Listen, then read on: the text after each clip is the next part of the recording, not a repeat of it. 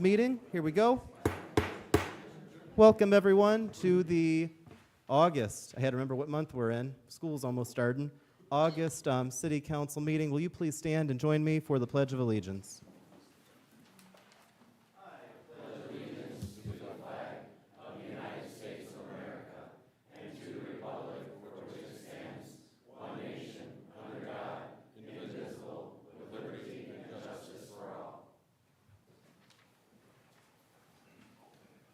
Councilman Parnell, could you lead us in the prayer? Shall we pray together? Heavenly Father, we thank you for this evening. We thank you for that privilege we have to call you God and Father. Lord, we ask for your blessing upon our meeting this evening. We pray, Father, for the guidance of your Holy Spirit. We pray, Father, for the residents of our city, our police officers, our firefighters, and thank you again for the opportunity we have to gather here this evening and take care of your business. We pray that you will be glorified. In Jesus' name we pray. Amen. Thank you. Can we do the roll call? Absolutely. Councilman Alvarez. Here. Councilwoman Weidenbach. Here. Councilwoman Hurst. Councilman Parnell. Here. Councilwoman Vasquez. Here. Councilwoman Ambler. Here. Councilman Zilli. Here. Did everyone have a chance to look at the minutes from our last meeting? And I apologize, my brain's getting ahead. Have we had two meetings that we need, or is it just the one? It's the one. Okay. I'll make a motion to approve. Second. We have a motion and a second. All in favor, please signify by saying aye. Aye. Thank you. We have communications, correspondence, and announcements from the mayor. I'll try to be brief, but there is a matter that I do want to address. To start, I want to say thank you to everybody who is here but was earlier at Founders Square today, and those who are still there for the National Night Out. It's a huge event put on by our police, but we also get our fire department and our utilities involved. It was a great turnout there today. I think it still is a great turnout. If you don't see Chief Candiano, he might just be having a tough time getting back, and I don't know if Chief Crail is here yet. So, oh, he is? Oh, good to see you. Sorry, saw you there in the back. So, again, just a wonderful, wonderful time. I want to address a matter that happened last week that after much discussion with my team and with a number of people who I trust, not necessarily always people I agree with all the time, but people that I trust, there's a matter that I need to disclose to the City Council as well as to the general public. And that's that on Monday last week, I received a threat to our city's financial situation via a text message from a member of Indiana's state legislature. Representative Ed Soliday of the 4th District, who is the chair of the Utilities Commission. It's Utilities, Telecommunications, and Energy, I believe, trying to remember offhand. He was frustrated at me on a personal note because of a political opinion that I expressed last week about my belief, which I gotta be careful here because I'm in the pothole fixing business and the police funding business. When it comes to my views on national or state issues, I usually try to keep that out because, quite frankly, I'm a mayor and I work for everybody, and sometimes your national and state views don't match. But in a correspondence with the public, I stated my view, my agreement with the idea of reforming the Indiana Regulatory Commission. For those who don't know what that is, that's the body that approves the NIPSCO rate hikes, or when NIPSCO wants to increase the rates, that's the commission they go to. It's 5 people who are currently appointed by the governor, and That's it. They're just appointed by the governor. There is a growing movement in Indiana to have at least some of those people replaced by, or at least the position replaced by, elected positions. Other states do it that way. I'm not going to go into the details of all that. And for the record, it's totally okay if you disagree with me on that position. I'm just another Indiana voter when it comes to this issue. However, I received a message that I will read in full from Representative Soliday. And please note that not everything in here I believe to be true. These are just statements made to me, but the key part is the end. I want to thank you for your very enlightened comments on the IURC and the rate increases, 4 exclamation points. I'm glad you took a stand against any future pay raises for NIPSCO linemen and other employees. I am additionally thankful that you took a position against meeting the inflationary costs of replacing our aging electric infrastructure. I am most appreciative that you took a strong position to replace the nationally top-rated Indiana Utility Regulatory Commission with an elected board. That way we can have any fool serve who will pander to the public noise boxes with no qualifications. And then the next 3 words are in all caps.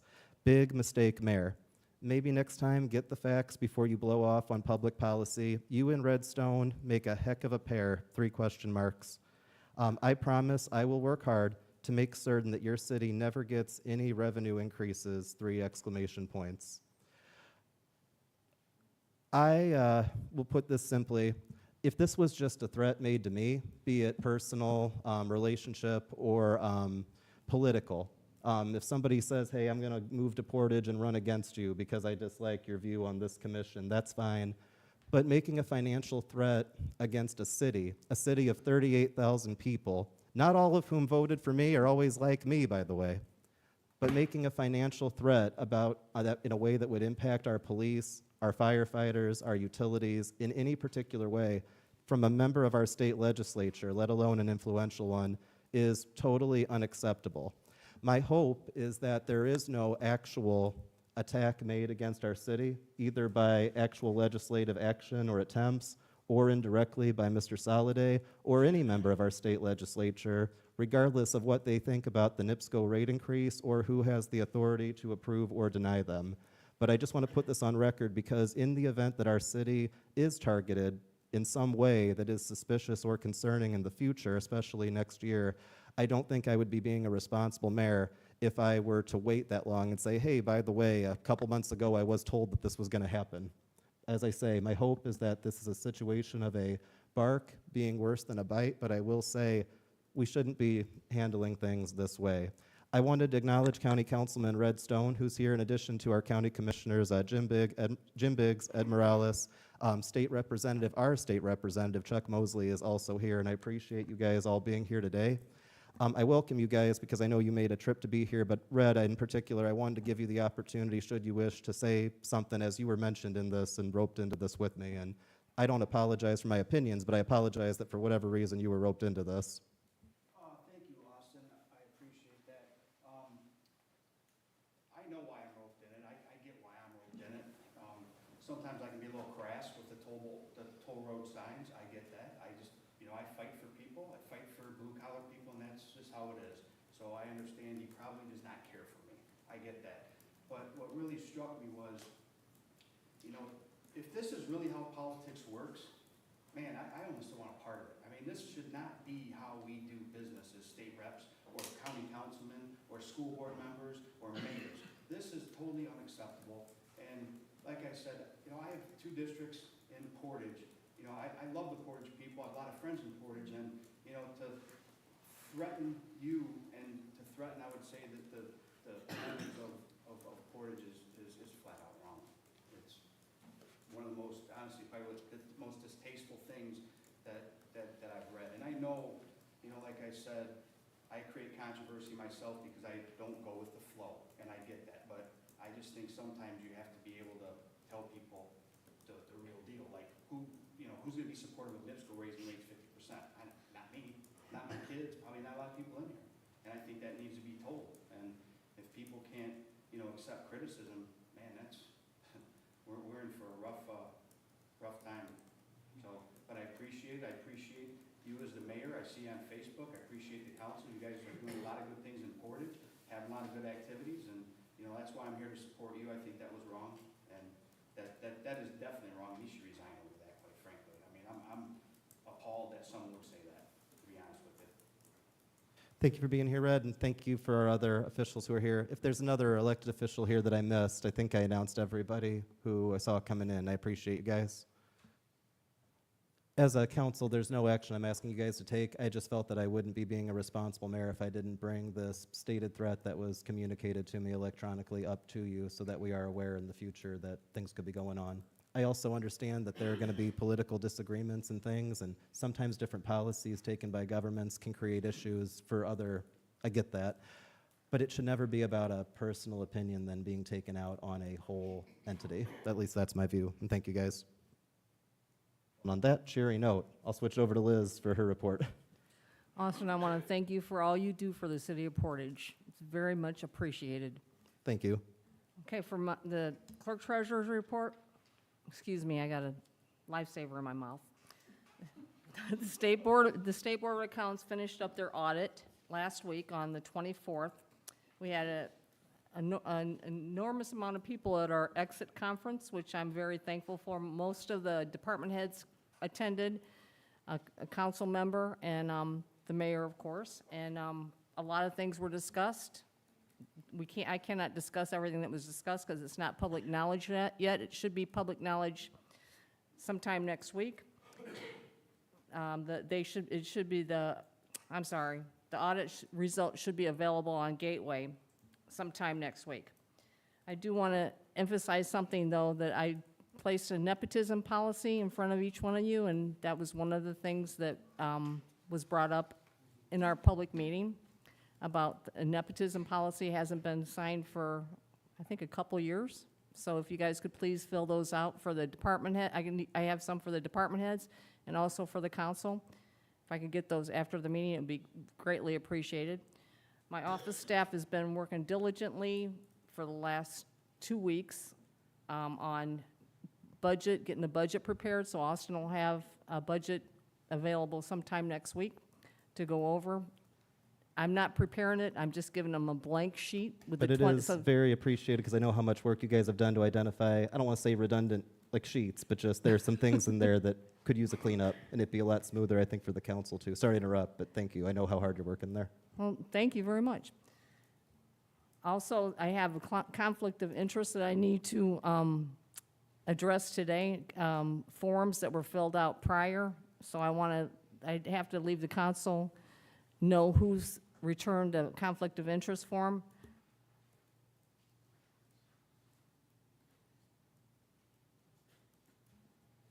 I myself had to fill out a conflict of interest because my daughter works for the city of Portage. Tammy Jo Burke, who works in my office, had to fill out a conflict of interest form because her husband actually sold a couple of police dogs to the police department. Gina Geishurst had to fill out a conflict of interest form because her husband works for utilities. And Ted Jarosik, Ted Uselak, I'm sorry, Ted Jarosik, I see you.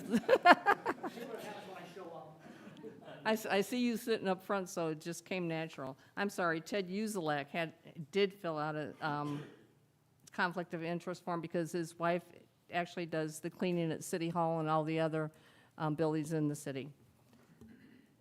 And I just had to let you guys know that these were filed, and they will be in file in my office, and I'll also give a copy to the mayor. If anybody has any questions for me, or if anybody has any concerns, my office is always open from 9 to 5, most Monday through Friday. I will be in school next week, so I will not be available, but I will be checking all my emails. Thank you so much, Liz. Oh, sorry, Victoria, I saw you tapping your mouse. I thought it was your button, so I was like ready to let you speak. Sorry. Okay. All right. I don't believe we have unfinished business in the form of a later, hearing on the zoning change, but nothing that's marked unfinished business. We have some introductions of ordinances.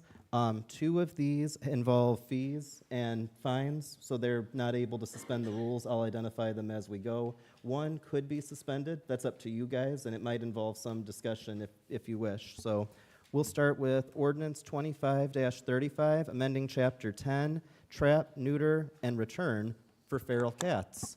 If anybody's having funny like flashbacks or anything, I want you to know we now have a great relationship with people doing work with the felines in our city.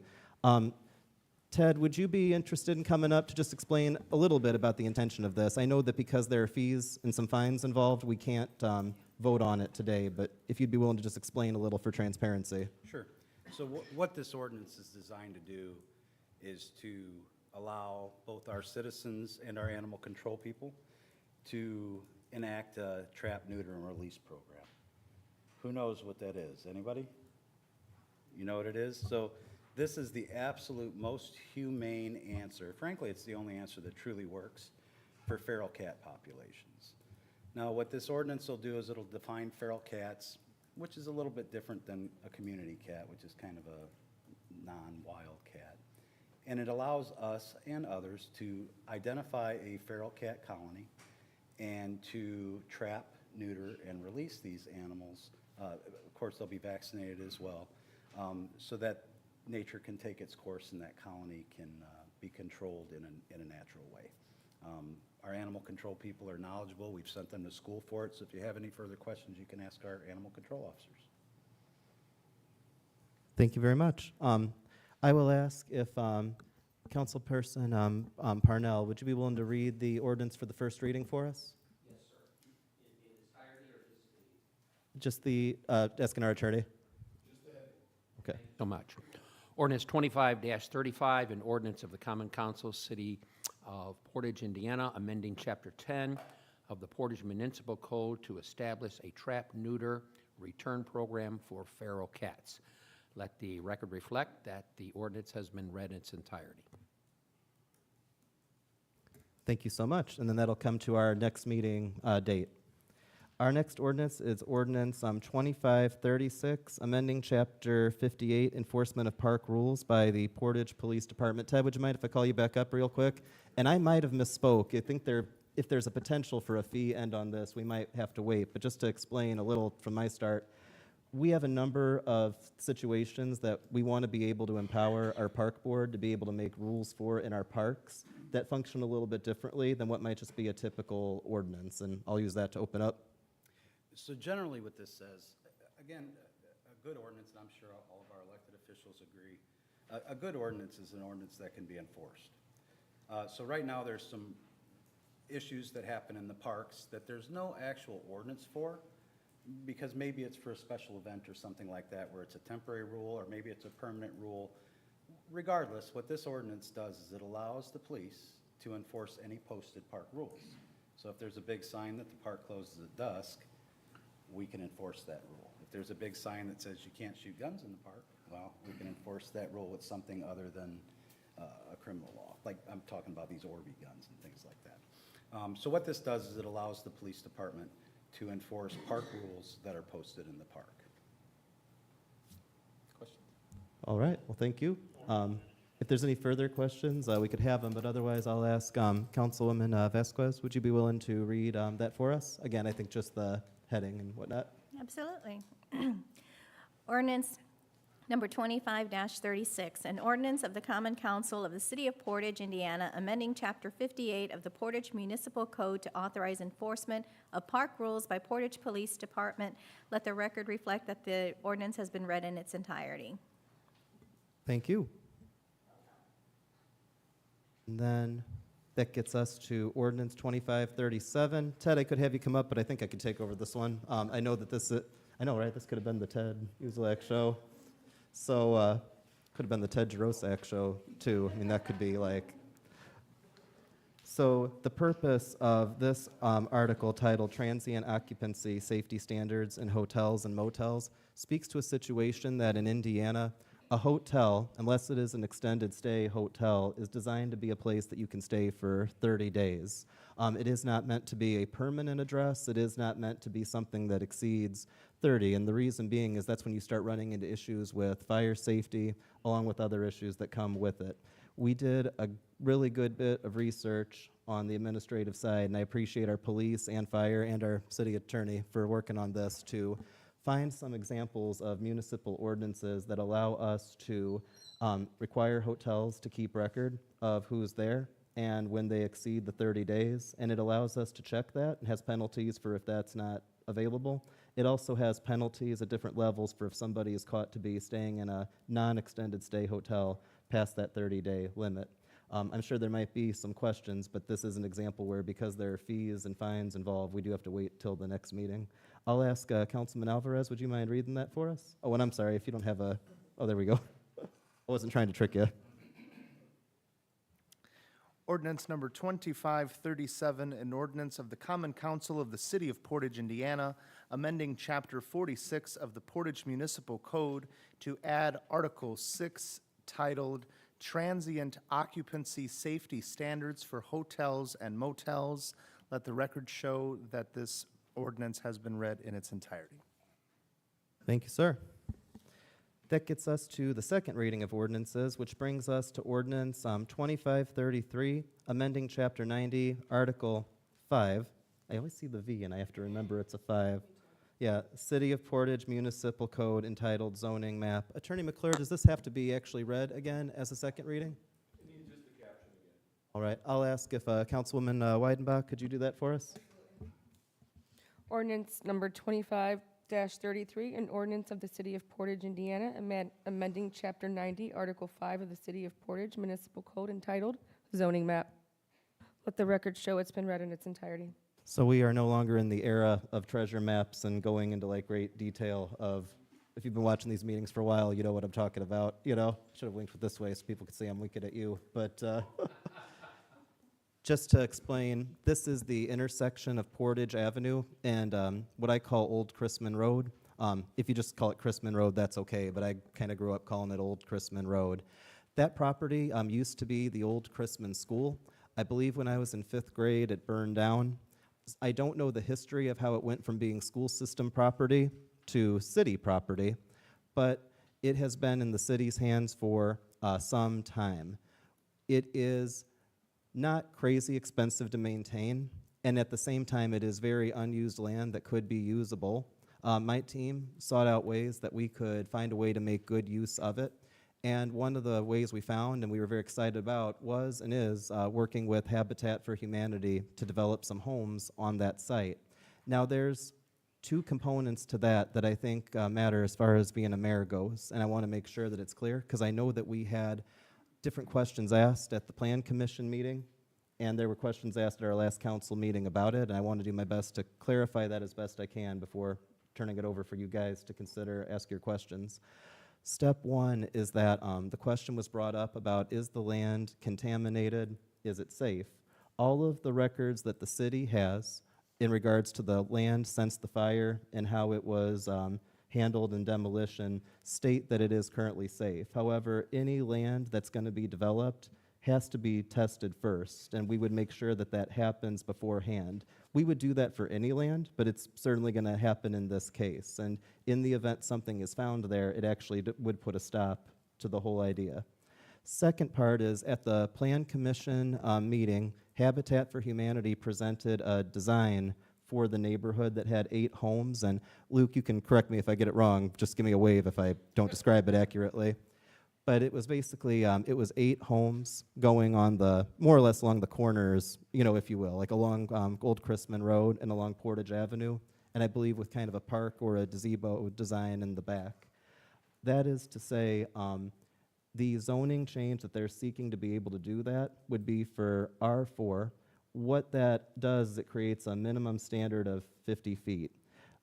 I don't believe, even if you guys were to vote for the zoning change, they would be able with our code to do 8 because of separate code that we have about how close a home and a driveway can be to a corner, let alone 2 corners. There are a couple of corners in our city's history where they allowed homes to be built closer, but I think that that would be, even if that could go to the BZA, and Tom Cherry, I don't know if Tom is here, is pretty sure that it could not for other issues in our code. Tom, is that right?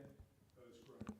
So we are looking at, if you guys were to go with the zoning being requested, we are looking at really a minimum, probably a maximum of 6 houses under that criteria. one of the concerns, or at least ideas that I wanted to bring into it is, I as a mayor have ideas, so does my team, about what we want to have happen with the trail there, and we want to work with Habitat for Humanity to incorporate that into the design for it. I say that because you guys voting on this zoning change is not the same thing as giving them the land. Hypothetically, I might not, or that is to say the Board of Works, which is the entity that would be voting on whether or not to finalize giving them the land, if we don't come to an agreement on the design and what it looks like, even if you guys voted on the zoning change, it still might not happen. I don't say that to give the impression that it won't happen. I say it because it's almost kind of like that meme with the three guys doing the walking in a circle. You've got, oh, I'm so glad I got to make Colin laugh a little bit. That's my goal at every meeting. The first guy in that standoff is me and the Board of Works, based on what we would want to see happen on that site. And to be fair, there's things we might want to see happen on that site and along of parks and trails that maybe Habitat can't do. So if I want to make that happen, I have to figure out where the money's coming from.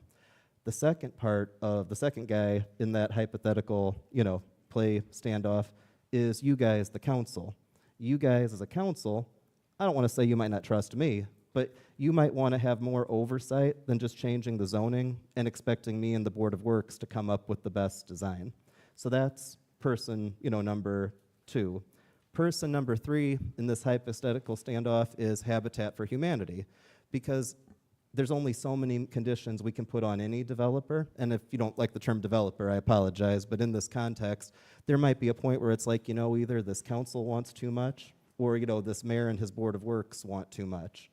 And then somewhere above all that is the actual people of Portage who elect us. And I know that that was a big part of the discussion when I walked the neighborhood and met with the residents. Some of them are here. And in the context of this discussion, I am going to let some of you guys, well, not some, but you guys who were part of that meeting, I said I could bring you in and you'd be able to speak. So if you'd like to, I will call you up. But first, I would like to, it's not a public hearing, but I am going to let Habitat for Humanity come and speak about what they want to do. Luke, is that you, or not sure who's? Don't have Luke speak? Oh, I'm sorry. Come on up. No, you're good. You're good. And no, we don't want Luke to speak for it. Yeah. No. Thank you, Mayor. Appreciate it. Again, yeah, like you said, I can only reiterate. We all have to come to an agreement on what the best use of the land is. It's going to take a lot of time. We have to make sure that the land is suitable. We would never want to put our potential homeowners in a position where they're not in a good, safe environment, including environmental contamination of land. We would never do that. So yeah, we want to make sure that we're a good partner with the city. This is just a first step in the process. We want to be able to bring affordable homes to Portage. We think there's a dire need for it based on what we see from application requests and from working with potential homeowners in the community. And we think we'd be a great addition to the city. We've had a great working relationship with the city in the past, and we look forward to continuing that on. And I want to add that there are other properties the city has we've discussed working with Habitat on where there isn't a zoning change element, and once we get closer with those, we'll be transparent about where they are and everything. Are there any initial questions on the Habitat for Humanity side of this? I think it would just be helpful for everyone if you could explain what the process looks like for a homeowner with Habitat. Oh, sure. What that process looks like, because they're homeowners. Yeah, they're And homeowners. I think that's an important thing that everybody we- knows. We build and sell homes to people. We are a home builder. So there's an application process that has to happen. We open applications maybe twice a year.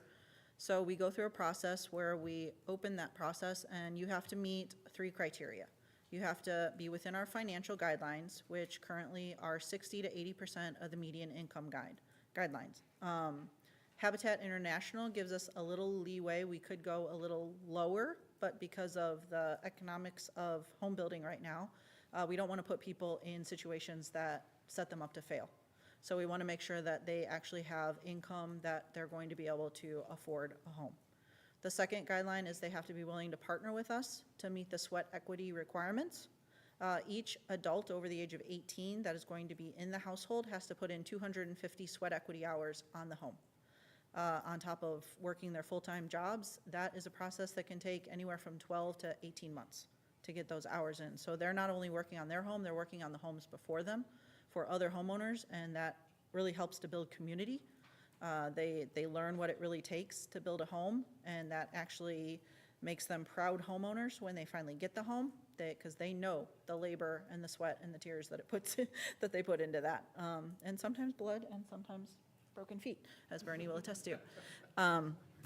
So yeah, and the third criteria is that they need safe and affordable housing. So we look at their current living situation, we evaluate it, we basically grade it, we make sure that they are in need of safe housing, so if they are living somewhere that is unsafe for them or their family. We look at if they're overcrowded. If we have 4 people living in a 1-bedroom apartment, it's not a good living situation. Or if we have situations where landlords are just not taking care of the property. We've had potential homeowners come in that we've gone in and done home inspections on, and they have mold, mildew growing on the walls. They have air conditioning that doesn't work. They have heat that doesn't work. They have windows that seep in air during the winter months that are creating an unlivable and unsafe and unnurturing environment for those people within the home. So those are the 3 criteria that they have to meet. Once we go through their application and we deem them a good fit for us, that goes before our Family Selections Committee, who then brings them to the board for approval. So we then evaluate the families on an anonymous basis. We're told single mother with 3 children. We're told, anonymous criteria so that we can make a very generalized decision when it comes to the family so that we're not biased in any way. And once we approve them as a partner family, they sign a partnership agreement with us and they start collecting their sweat equity hours on the current build that we're on. Some of them, if they have a disability, we've allowed them to come into the office and do filing for us to do administrative work. If they are able to work on site, then they can come out on site, but we do work with them to find ways to get their sweat equity hours. And we keep going through the process. We go out and we find land, we search for lots, we come to the city and beg for land and available lots because we want to have people in your community. We try our best to put them in the communities in Porter County that they are either already in or prefer to be in, either based on work or where their children go to school. Our current homeowner is very excited to be entering the Portage school system because her daughter's cousins go to the same school. So she was very excited about the lot we were able to provide for her over on Blackstone. And then we build them a house. And then the mortgage process is like everybody else's mortgage process. There's a closing. They have to bring a down payment. It's a very minimal down payment, usually within $1,000 to $2,000. We work with them to try and get them down payment assistance if we can through grant programs. And we sell the home at 0% interest. So in the financial part of all this, we determine based on their income what they can afford.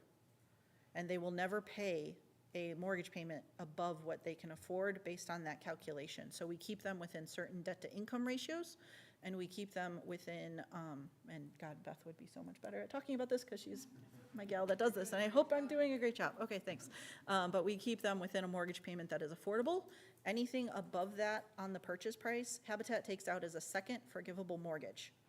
So it's a 30-year mortgage, so every year that they stay in the home and they pay their mortgage payment, we forgive 1/30 of that second mortgage. So by the time they've been in the home for 30 years, paid it off, that second mortgage has been forgiven. So they will never pay more than what they can actually afford. Like I said, we do not want to put them in a situation that sets them up for failure. So we make sure to keep them in those homes, so. I know you've talked about affordable housing, and we all Yes. care about housing affordability.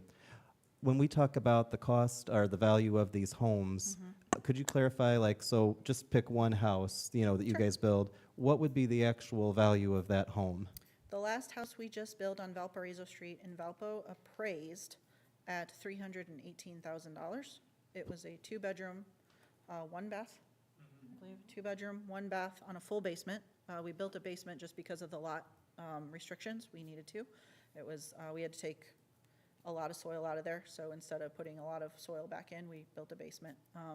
But yes, that one appraised for that. The one we just finished in South Haven 2 years ago appraised for $278,000, and that was a 3-bedroom, 2-bath home. If you could trust me to know that I'm not being sarcastic. Nope, absolutely. I don't mean it in any bad way. No. I want to make sure, because I remember growing up in Portage at a time when I thought a $180,000 house was something only millionaires could figure Yes. out how to get. Yes, The value of that home, is that, is the value of the home higher? Let me put it this way. If you guys just built a home and sold it to me, which defeats the whole purpose, I'm not soliciting that, you know. But if I were, you know, if you guys were just at a, you know, construction company, Yeah. is there something, as you described with the mortgage, somebody who is moving into this home or a family, is it that they are not paying as much as maybe a traditionally built and traditionally purchased home? Or are they Yes. still paying a mortgage So on that cost, if my They- question makes sense? So this is a great example, and this shows you the economies of what we're dealing with right now. The home in Valparaiso that appraised over $300,000, that homeowner could not afford that. They could afford 180, I think, maybe, because we have a $130,000 second mortgage on that home that Habitat has taken on. The previous homeowner, she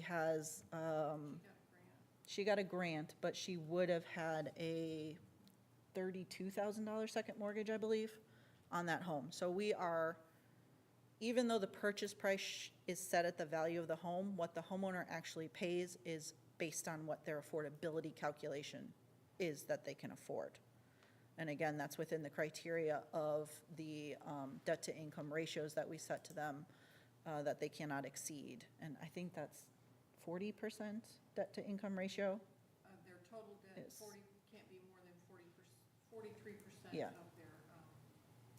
Their their, 43% income. of their income. Yes, so we keep them in that area. We don't allow them to overbuy, I is have what I'm a getting to. very good friend who lives much more south of here in the southern part of Indiana, who he did not realize this, but the home he bought, you know, which for him was just a house that he bought, he found out was actually built by Habitat for Humanity, but for whatever reason, the family in need that, you know, had initially got the house, he didn't know the circumstances. He wasn't sure if they broke some rule or if money was tight Sure. or if they just moved, but he basically told me when we were talking about it, he goes, Austin, you know, I live in a Habitat for Humanity house. And I was like, really? You know, in the event that something were to happen, and I don't want that to happen, because of course that's not your mission, but Yes. what would be the result, or how does that happen sometimes that a home ends up just being, you know, a house after this Yeah, process? So we have great stories of families that, you know, because they were in a safe, nurturing environment finally, they were able to go back to school and they bettered themselves and they got a better paying job and they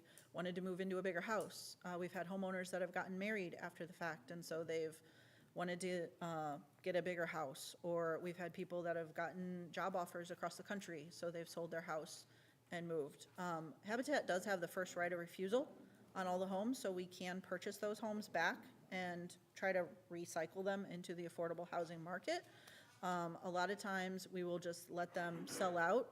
We have, depending on when the house was built and when the mortgage was created, some of them have shared appreciation on the homes, where, say they're gonna make, you know, they were able to sell the house $50,000 over all the mortgages that are left over, we would share that appreciation with them. So there's different scenarios. We have, I don't think we've ever foreclosed in Porter County on a homeowner. We've never had to go that route. We do have some delinquent payments, and we work with them because we are the servicer of the mortgage. Like, we don't have to worry about a bank stepping in and saying, I'm gonna take the house. We have homeowners that we've worked with for years on back payments, and we're like, we'll help you. Just keep paying something, and we'll help you catch up. We found them grants during COVID when they lost their jobs. We were able to help them find grants that they were able to pay their mortgages through that. So we're not just a builder that sells off to another mortgage company and doesn't care about what happens to them afterwards. We have conversations with our past homeowners. We try to get them involved in the community that they're in so that they know that they have a sounding board and a backstop for when things do go wrong. Because we all know that. We all get ourselves in situations where things go wrong, and we are the backstop for them. We can keep them in their houses when a bank would normally not care, so. And thank you, you answered one of my questions about foreclosure. Okay. And what that rate was, so. Yeah. I had a brief question, excuse me. How many Habitat houses are currently in Portage? Do you happen to know that? I'm gonna lean to some of the board members. I'm gonna guess about 10. I was gonna say, I know of, yeah, our next build, our current build that we're waiting on our permit for, Tom, is gonna be right here in the trails at Blackstone. Blackstone Circle. And I know that we have 2 or 3 that got built over on Sunrise. Mulberry Street has a Habitat House. There's a number of, I think Stone Avenue has a Habitat House or 2 Sounds over there. familiar. So, yep. What is a little, oh, I'm sorry, go ahead. Thank you. And so this proposed development, would it be the first Habitat development that has multiple homes? It would. It would be our first subdivision. In Portage or just in In general? general, yeah, Porter County's, yeah, our affiliate has never done a subdivision before. I think we've done 2 or 3 next to each other in the past, but that was our limit. And So, I guess that gets to the next question, and you probably answered this at Plan Commission. That's I okay. watched it, I can't remember. That's okay. Would you know that it's a Habitat House when you drive by it? I sure hope not. Yeah. That's the goal. What is the possibility that one of your applicants decides to not continue with the process and your halfway stick-framed house? We go to the next applicant and ask them, would you like this house? So it just goes, they can back out at any time before closing. That's their prerogative. We do not force people to continue on with their partnership agreement. Life's change, situations happen. There's always stuff that comes up. So I would assume you have more applicants than you have available houses. Yes, Yeah. we are actually looking for more applicants because of what we're hoping is coming. So we usually try to keep about 2 or 3 approved applicants in the coffers behind us. Like right now, we have 1 behind the house we're currently doing. So we generally have 1 to 2 behind us. But if we get moving on this, we would definitely open up applications again and try and backfill so that we're ready. And you did say that you can only build 1, maybe 2 houses a year? That's what we have And the material is done. donated? That is what we have done in the past. We are a working board. I am a volunteer. I have a day job. Many of my board members are either retired or also are working in day jobs, so we are a working board. We are hoping to grow. We actually have positions for another construction superintendent available right now. We're going to be taking on an executive director for the first time again in 7 years. We are in a financial situation where we can do that. We can staff up. It's a chicken and an egg thing, right? We can only keep going as far as we can with a working board, so we need to staff up, but then you worry about staffing up because you want to keep them employed, right?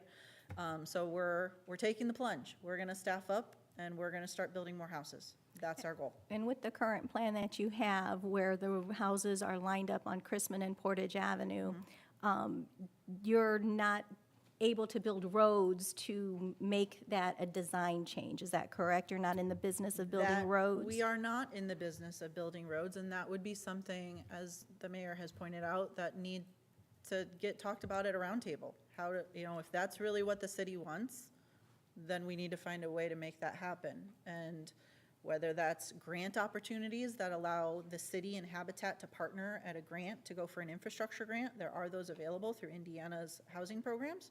There's a lot of options available. It's just not something that I can guarantee from Habitat alone. I need help. And in that's that why department. we'd be at this meeting one way or another. The awkwardness of this is usually when you have I don't want to say traditional builder, but a for-profit developer.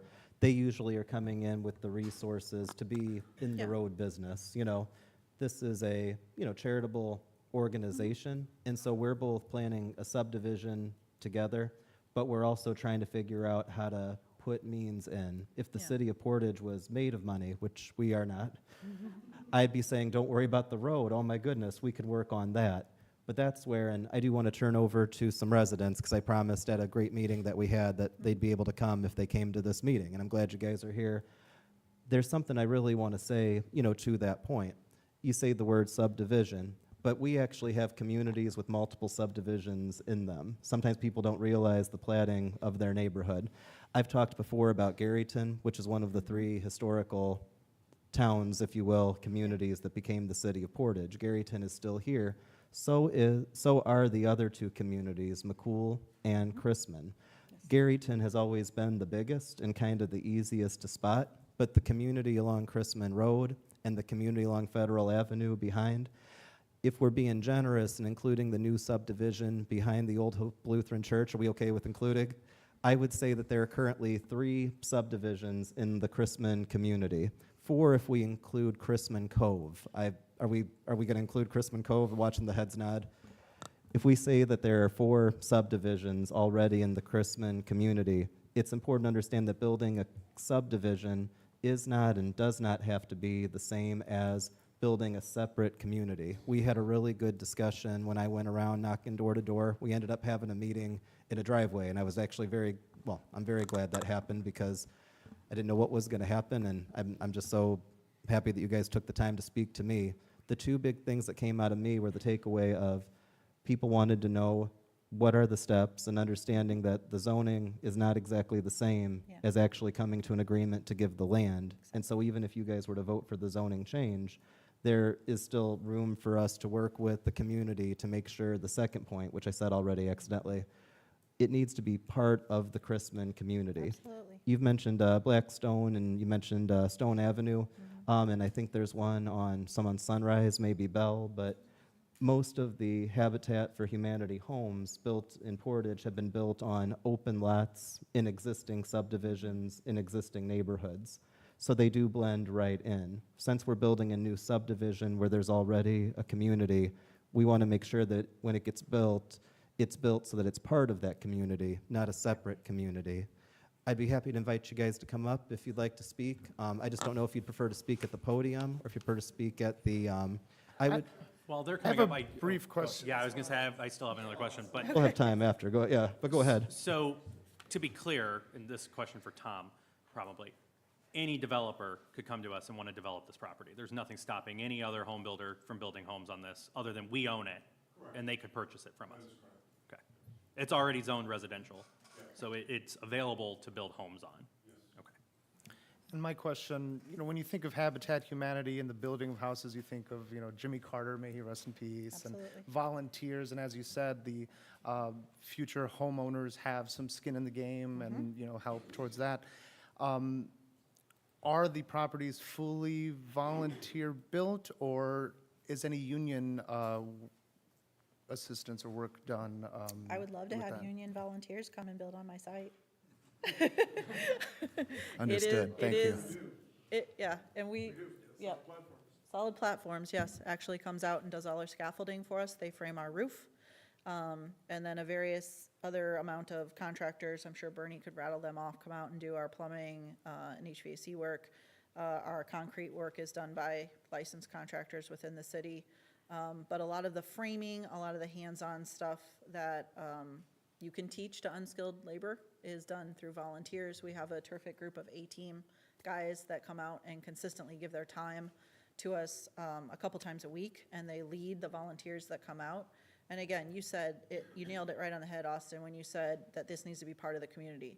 Building a home together with your fellow community members is the best way to build community, and it is the fastest way. Yes, it does. It has to meet all code. We meet higher energy efficiency ratings than are required by code. It's a great house. It's a very well-built house. Very good. Thank you. Yes. So for the, I'm sorry, Luke, yeah? I'd like to say a couple things if you're done with. Would you be okay if I let the residents come and then I'll bring you up after, if that's okay? What I would just ask is if you are a resident coming to speak, because this is not a documented public hearing, but for the sake of, order, what have you, if you have a question, I would ask you not to ask the question, well, you can ask a question to the developer, but please ask it to me so that when you're finished, I'll bring it up to them. But like I say, thank you. My hope is that this is not confrontational but discussion. But for the sake of flow, please direct it to me and then we'll go from there. Come on up. It's so good to see you.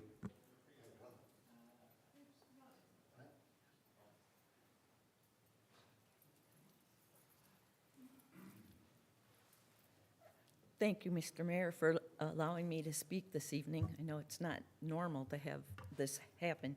My name is Carla McGann. My family home is on Chrisman Avenue. My family has owned this home for almost 100 years now. My surname was Nelson.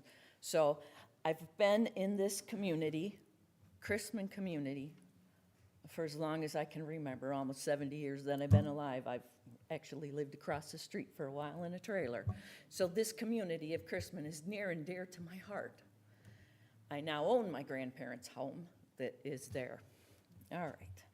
As a community member one more thing. My father was born on Portage Avenue in a house on Portage Avenue.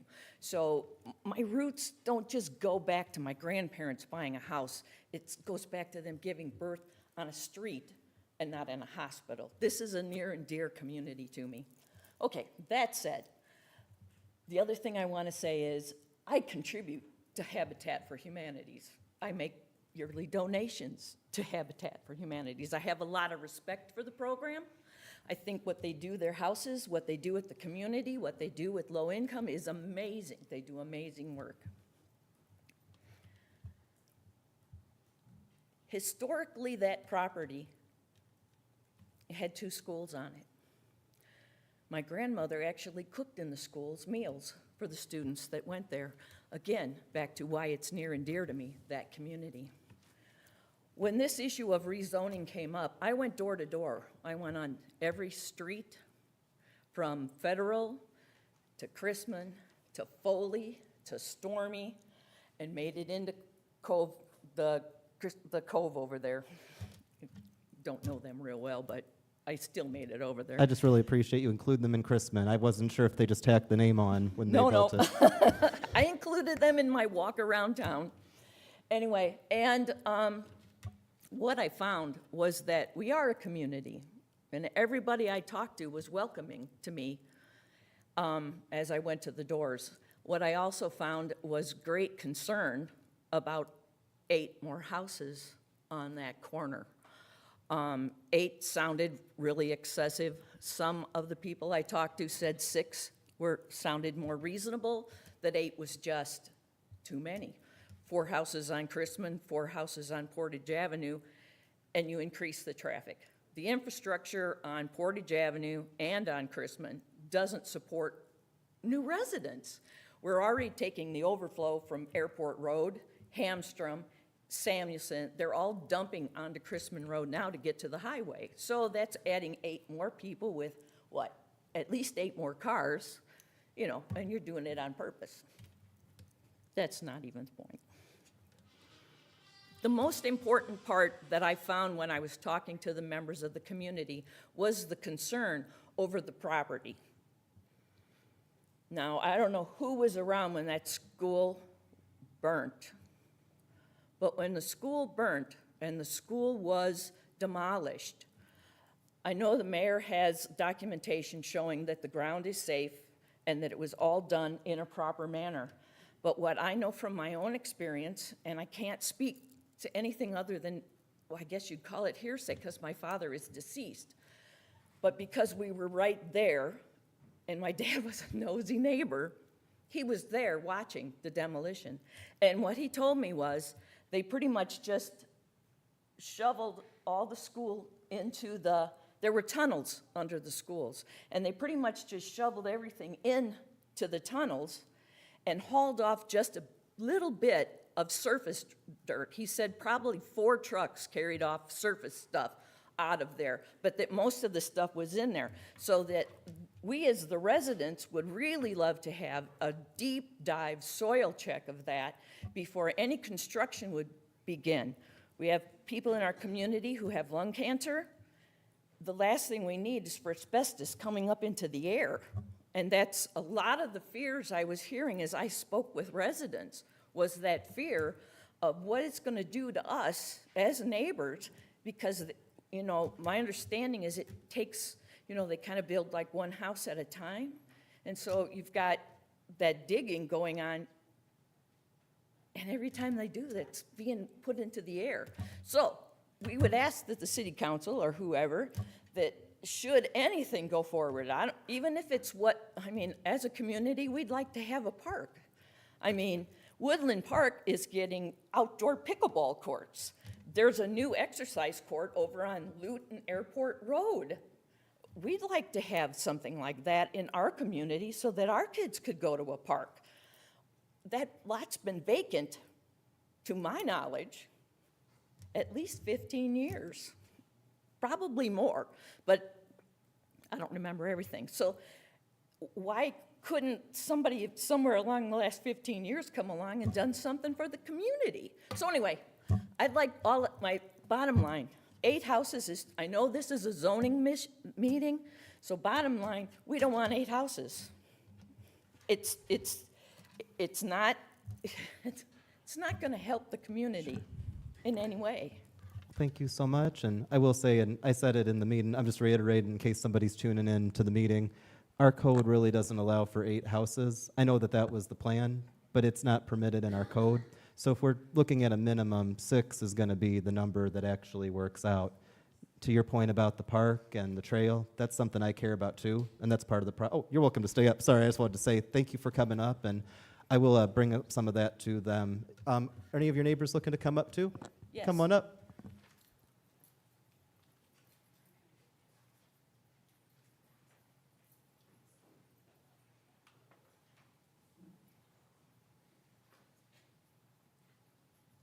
Maybe one day we need to get a microphone that we can take to the audience, like a talk show. Yes. Good evening. My name is Maria Robles, and I live right behind where it used to be the high school. My fence is right there. My husband and I, we got the house almost 20 years ago, and I get it. We rent an apartment in Chicago. That's where our kids were born. And then we moved to Indiana, and we rent a house in Lake Station. We all have to start at one point. I get it. But, and I appreciate that for, because at one point we were in that situation that we needed help. But the reason we moved from Chicago is to get away from these apartments that you hear your neighbor arguing or scolding the kids because your window is here and the next window is next to you.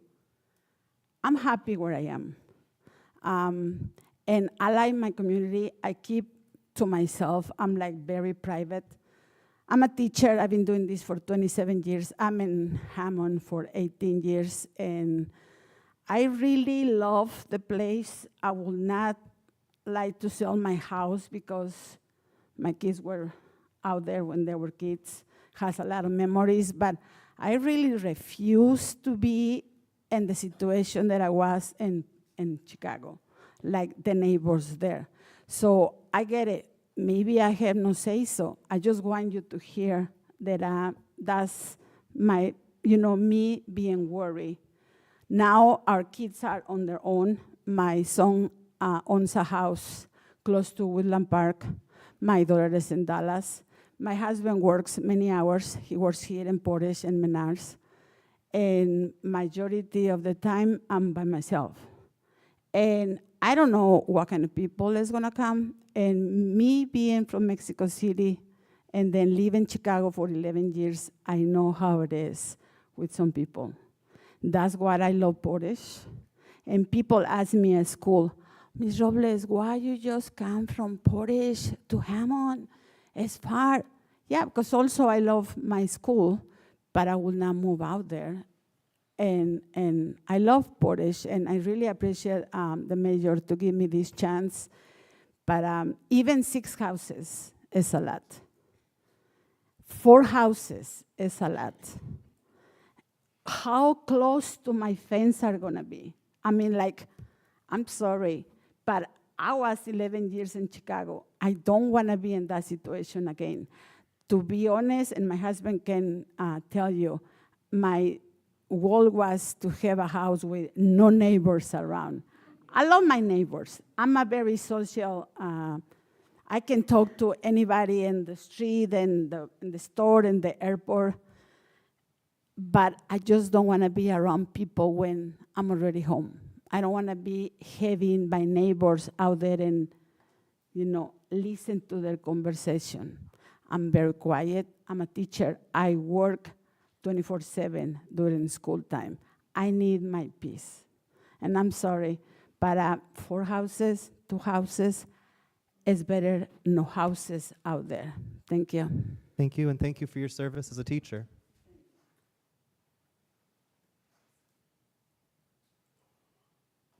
Thank you for coming up. It's good to see you again. My name is Robin Spoljorek. I live at 2212, 2214, and 2220 Chrisman Road. It is the old looks like an old general store. At one point, that home was the cafeteria for the schools next door. So it's been there for a long time. I'm not sure when we say schools that you were aware that there were 2 schools and an auditorium. I'm familiar. Okay, because the one part burnt, but the other school and auditorium, the auditorium part burnt. So we live next door. It is, we seen it, we watched him do it. I understand you have paperwork. I have health problems, and I don't want to add to it by people digging and not taking the correct remediation to get it taken care of. EPA is very strict, and you have to follow the rules. Our street, as Carla had mentioned, has become a racetrack. And people have, backing out of their driveways, have been hit because of all of the traffic. Adding driveways instead of an inside road just becomes hazardous to the people that are going to live there, especially if they're small children. You guys can come and actually watch how fast people drive. Don't stop at the stop sign. We would love to get some of those nice little oval, or those, what do they call them? Speed bumps. Yes, I was in Valpo and I seen some and I thought, man, if I could just take them off the road. Don't do that. Work with me. We can get that figured out, but go ahead. They were not like the old-fashioned speed bumps. They were long. It was Oh, like, yeah. it was like a ramp. Yes. And yeah, I'm thinking, man, that would really help out. But I'm not against Habitat for Humanity. It's just too many homes on 2 acres of land to try and put all of that on a corner that has become so busy. So that's all. Thank you. Thank you so much. Luke, could I ask you, well, or whoever, but I don't know why I keep looking to you. I don't know why, I just think you're a master builder, man. And Tom, I might need you on call as well. But just my questions I had quick, but this is more for Tom. Tom, when it comes to testing the land, which I want to stress, that's done for every, property under almost every circumstance I'm aware of. In regards to the concerns expressed, and I know that we have paperwork that say that everything was done correctly, and I know that it's still going to be checked, but what kind of testing? Oh, and I'm sorry, sir, you're just letting her back in? Okay. Is there particular testing that we would need to do beyond standard to be able to just clarify that there is no trouble? Or would traditional testing, well, like what we've done in other spots, you know what I'm asking, right? Like basically, certainly we don't want a situation where everybody, including the residents, believe it's all good to go, and then we excavate and boom, we hit something, right? Like, what is the current process to figure out, and is our current process enough? And I'm asking you not because you're our guy, No, we do that with, we just did it with an old gas station. Oh, and I'm sorry, would you mind coming up to the, sorry, Tom? Just trying to avoid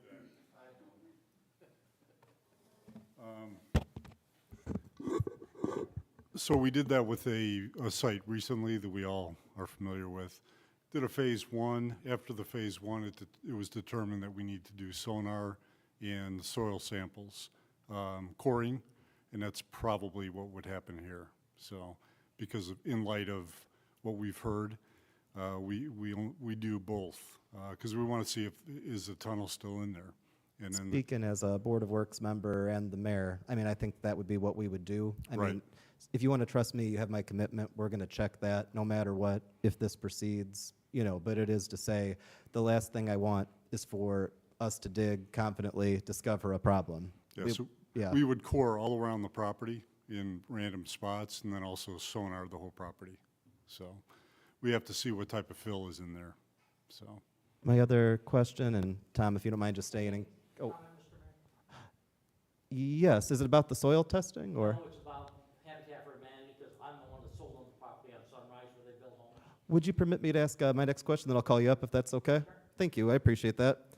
When it comes to the kind of setbacks from the existing homes, so I'm speaking in particular about you, where you're talking about not wanting to be so close, and I think that that's everybody, and I will tell you, sometimes you can't stop hearing your neighbors. I live in a house that's nothing like this kind of zoning, and not to pick on any, but I still hear my neighbors when they have an argument. But I know exactly what you are saying, though. In terms of setbacks, when it comes to the zoning, wherever that goes, if we were talking an individual plan before we were to give land away, we could have a setback from, let's say, the first house from the existing house that's further away, potentially. Like, nothing has to be set in stone there. Is that correct? No, and especially if we did more like 6 or whatever is decided, we can have that setback from the existing neighborhood to be a little further. So we could work with the developer Habitat on that. And then, Mr. Drosak, I will let you come up as kind of a for those who don't know, he's our city historian. I just made him that 5 minutes ago. No, it's got nothing to do with the history, but I did own the land where they built the 2 houses on Sunrise off of Blaine. And when I bought that land, it was so bad, I had to pay cash for it. It was 2 little rentals, and I mean, we're talking like 350 square feet, 1 bedroom, 1 bathroom, and a kitchen, dining room you could walk around in. As my tenants unfortunately passed away, I destroyed the residence. And back in the 80s, 90s, property values kind of went down. So I just held on to it, and then I gave it to a realtor, and she somehow got in touch with Habitat. And so we got together, and I sold it to them. And I tell you, I went back there because no matter what I do, and as you know, I've built in Portage, and I own rental properties in Portage. But I've gone back there, and they build a beautiful home. They build a home that they could build next door to me tomorrow. And I went back and I talked to some of the people, the one person, first person, and I asked her about it. And those people were so happy to get that home and be able to live there. I think that whatever the city and they come up with, it's going to be a plus for the city. That's all I want to say. You. I wanted to ask really quick about Habitat's limitations. Again, to put it simply, I'm all about putting in a park and some road and things, but when it comes to your limitations, that's really on us as a city where we want to go, and that's why turning it over to the city council. I'm sorry if I feel like I've hogged the mic. I want to know your guys' thoughts, concerns, and what conditions you're comfortable with this proceeding, but my hope is that we're able to proceed in some way, not just stop here, even if we're not all in agreement yet. Tom, quick question. So in your experience, is there any difference between a Habitat home and any other home that's being built in Portage today? No. Okay, so in terms of lot size, I mean, let's use, I'm trying to think of a recent neighborhood, Bower Farm. Let's use Bower Farm. Okay. Are we talking about any differences in lot sizes here? No. Okay, thanks. Differences in minimum lot sizes. 'Cause you Right, can like, yeah. it's the same zoning. It would Correct. be R4. Yes, yes, sir. So if Lawton wanted to come and build houses on that today, they would be able to put 6 homes on that same piece of property, right? If it was approved Right. for that change, Right, yes. so Habitat, as I understand, isn't asking for anything that any other developer wouldn't also be able to ask for. That is correct. The only difference is that the city does own the land. So, and that's where, to put it simply, if you guys are comfortable with the city proceeding on working with them, and we would continue to include the residents in that process, because ultimately the decision to give the land to Habitat for Humanity, if you guys vote for the zoning change, will come not tomorrow, not today, but at some point after we've negotiated A, what we want the neighborhood to look like, and B, how much either our park department, say redevelopment commission, assuming we can, please don't take that as a legal statement, I just don't quite remember the area, or other things we could do to either save room for things like a park, the trails. A lot of that, if you guys were to vote for the zoning change straight, that then falls to the Board of Works. And then you guys have every right to come to Board of Works meetings and make sure that we don't just give away the store, so to speak. If you guys would like more input over what this subdivision within the Chrisman community would look like, I would almost recommend that you guys maybe give your ideas about what you want to see there. And then I would say either change the zoning if you're comfortable, but understanding that basically you're stepping out of that standoff I mentioned earlier. and entrusting that to us in Habitat. If you guys would like to have more oversight, which I respectfully understand if you do, it might be smoother to table this, but after letting us know what you want to see in such a neighborhood or in such an area. My hope would be that you don't vote down, because I think that if you're not ready to step out of the standoff, I'd rather that you put yourself in a way where we can come back with something that matches what you'd like to see. I hope that makes sense to everybody, what I'm saying, the two routes. I'm comfortable either way as mayor, as long as Habitat is. And I hope that what you guys have seen at this council meeting is we have thoughtful residents as well as thoughtful city council members either way.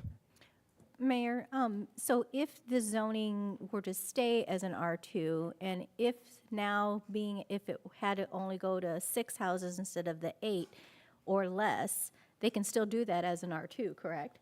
Yes, but you're limiting how many homes can be built and those minimums, whereas if you wanted room for a park or if you wanted room for a road, it starts to change what you can fit there. One way or another, Habitat is going to have to come to the city council for a zoning change whenever the design is done and there's a design that the city likes. I thought it would be better, I think we all did, to have them go through the plan commission, present their initial idea. And I think that the reason, I could be corrected if I'm wrong, that R4 was asked for is not because they want to do everything that R4 allows, but because R4 is the broadest zoning category we have in a city.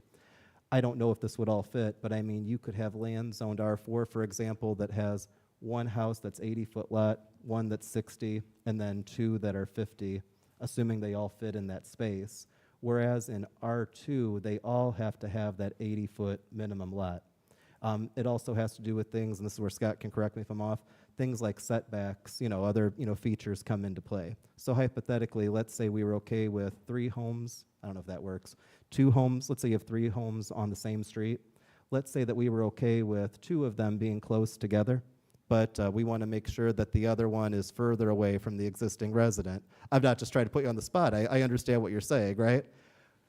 That would be easier to do with R4 because then the city and through the Board of Works, we would be able to only give the land away if that condition was met through Habitat. I understand the division of power in local government. Under normal circumstances, it's very efficient that we have a Board of Works that is the contracting and the executive board of the city, and a city council that is the fiduciary and the legislative. In this matter, because you guys have a role in the zoning change, I want to make sure that I'm hearing what you guys would like to see, if that makes sense. Well, I do have a question for Scott then.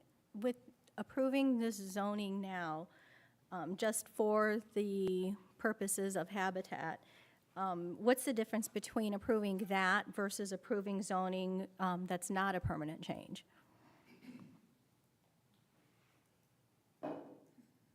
The difference is, and I believe we have a petitioner tonight that would agree to it, that you can add written commitments to a rezone. Sometimes they can come from plan and they come up with the recommendation, but the legislative body, with the consent of the petitioner, has that ability also. So we can add a written commitment to the rezone and to kind of spark your guys' imagination on what we can do with that. We can say that the rezone, if applied, is only in effect as long as this organization is the one owning and developing. If they no longer own, then the zoning reverts back to its original rezoning. So you can effectively craft a written commitment that would ensure that if anything was built here, if this rezone was completed and something was built here, it would have to conform to those written commitments and only be built by this request. If another purchaser in line, or if it wasn't Habitat doing the building, then the zoning would revert back to what it is now.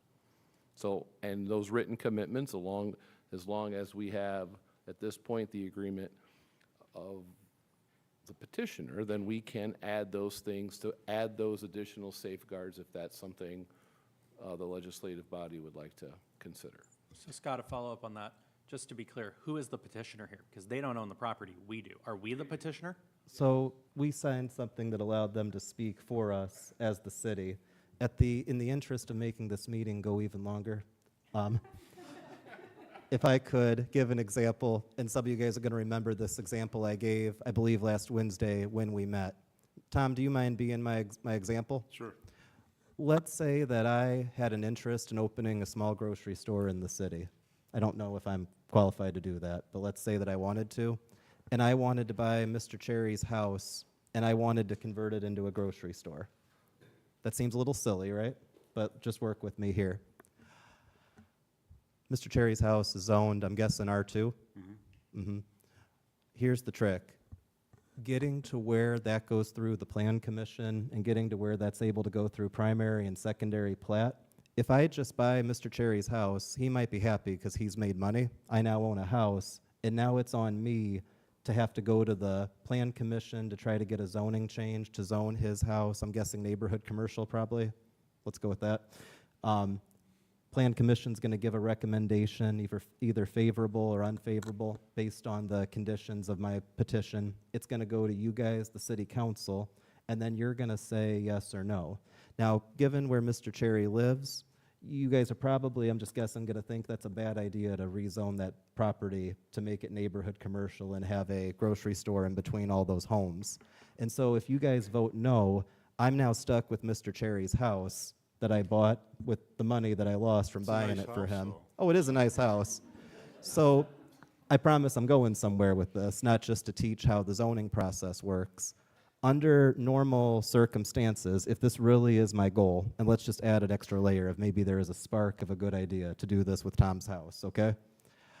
I might sign a contract with Tom where I promise I'm going to buy it as long as the zoning changes.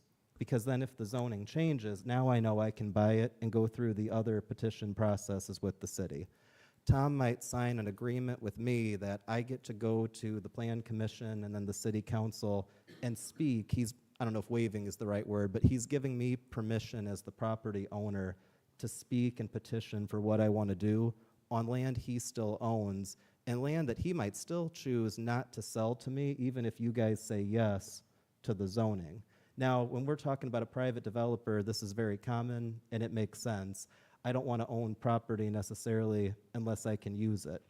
So in a similar way, we have a nonprofit organization, Habitat for Humanity, the city government, that is to say the city and the entity would be the Board of Works as the ultimate either seller or in this case giver of the property or a piece of the property.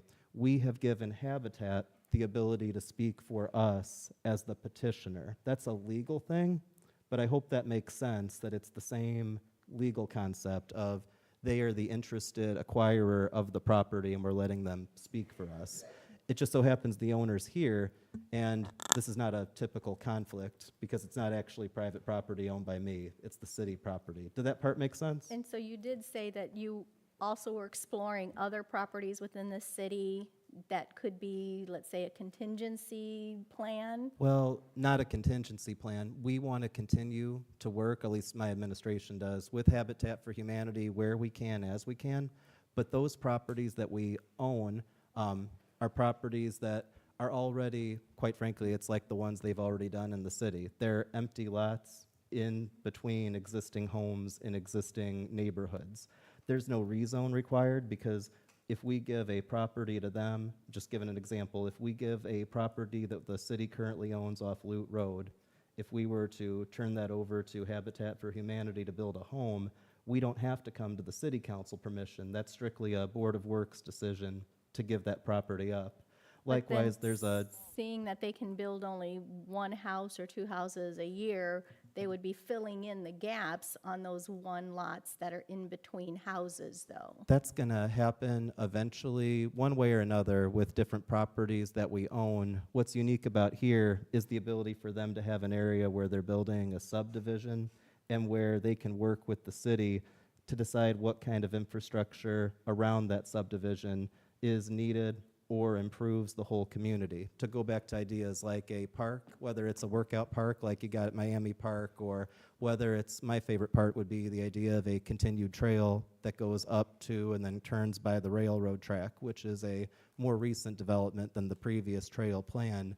We, the city, would be working with Habitat on that. And as mayor, because I do want to get reelected, despite certain people downstate being mad at me, we're going to be in touch with the Chrisman community to make sure that not just you guys, although I appreciate that you are here and that you're speaking and we've come a long way together, whether it's a park, whether it's the trail, I want you guys involved no matter what, not just you four, but the community. The question that we have to the city council is, there's not going to be an R2 development on this land. It just takes up too much space. It's not that we're against two larger homes being built on it, but that's probably all you can do, especially if they're just not in the road business and we are.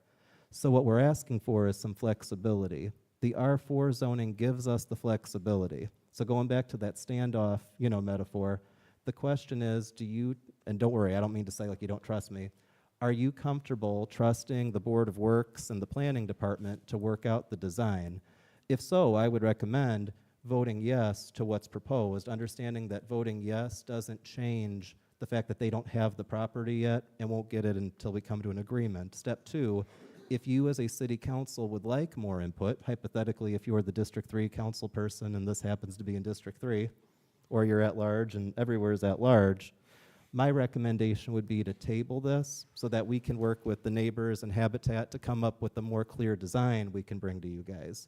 I'm comfortable either way because, again, it's an odd situation because typically there wouldn't be council input on a matter like this. But if it's less than 8 houses and it's remained R2, they could still come back with less houses without having it to be rezoned. But the most they're going to be able to build on R2 is 2. So if you're saying you want it to be 2 homes, just put the condition of 2 homes on it. And the other trick to understand is that 2 homes could mean just 1 on Chrisman and 1 on Portage Avenue, which they're probably going to be close to the corner or both far from the corner, distant from your house, I will make sure. But it creates an awkward design in the middle, which might not be the best use of space for a future park, trail, or other amenity. If you're looking to have 2 homes on just one side, like say you wanted to just have 2 homes on Chrisman, or you wanted to have just 2 homes on Portage Avenue, I could understand that. These are just examples. I still would recommend, if you want to have that input, tabling it, but making it and keeping it R2 is not going to make it useful for Habitat. Most likely, it won't make it useful for the city to design something around it. That's why I recommend not voting this down.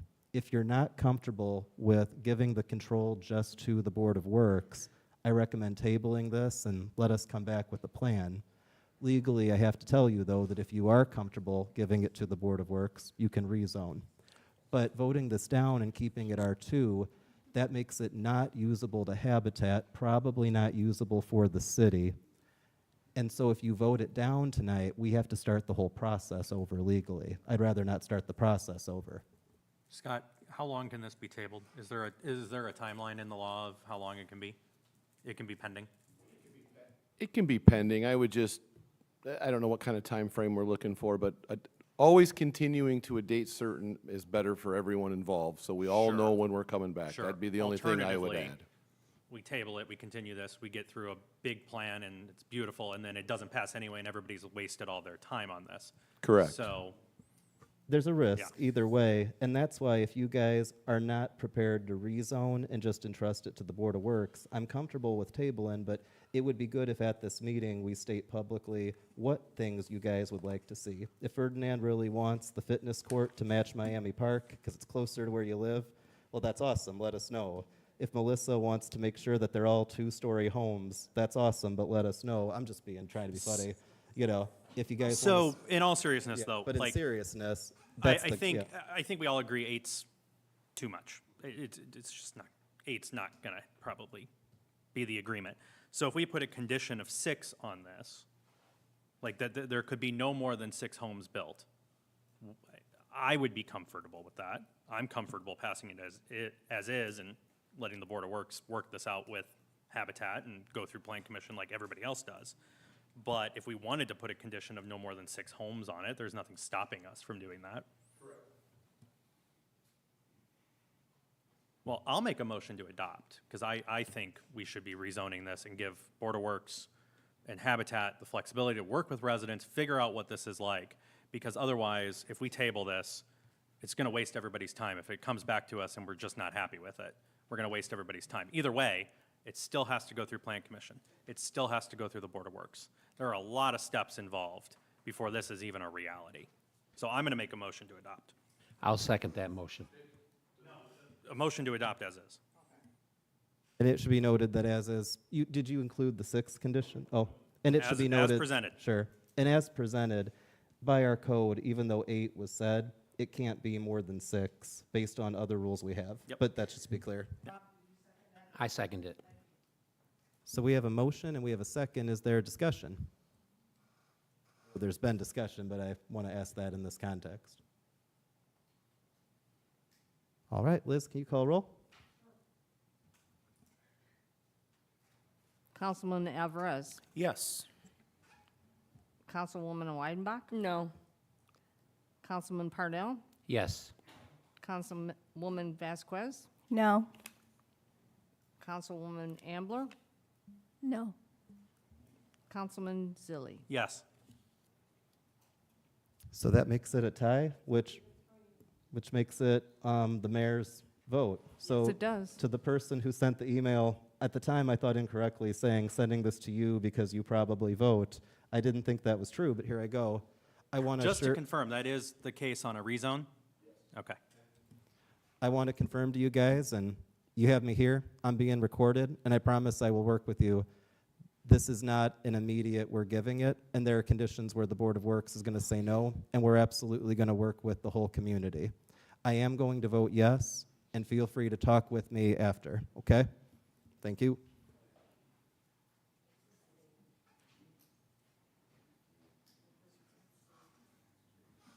This is not over. This is a step.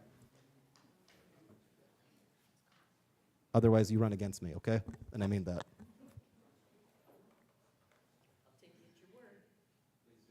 It's my bond, so you have my promise that this is just a step, and I'll have you guys at the next meeting, okay? Thank you. So the next Board of Works meeting is next Tuesday at 10:30. This will not be on the agenda, but if you guys stay at the end, I can also set up a time to meet with you guys and any other interested neighbors to talk about this. It could be kind of like my office hours, but it could be a specialty one just based on this proposal or this idea, if that makes sense. If you guys stay around, I'll set a date with you guys, and then I'll advertise it as a date. Ideally, we want it to be for everybody in the Chrisman community, but it's also for everybody in the city that wants to come in and talk about what they want to see at this site. Because, well, it was an interesting turnout there. All right. Thank you. I don't believe we have any resolutions on the agenda. That gets us to reports from city officials. I wanted to ask Kelly, would you want to come up and speak about some of the things going on with the parks?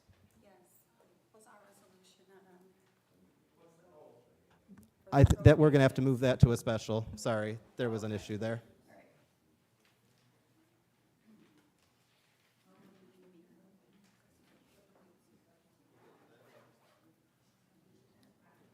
Good evening. I'm Kelly Smith, the park superintendent. I believe we've all met.